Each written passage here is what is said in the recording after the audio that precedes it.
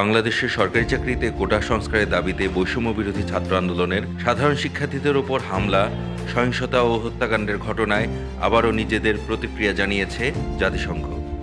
কোটা আন্দোলনকারীদের বিরুদ্ধে মানবাধিকার লঙ্ঘনের বিশ্বাসযোগ্য প্রমাণ পাওয়া যাচ্ছে বলে জানিয়েছে সংস্থাটি।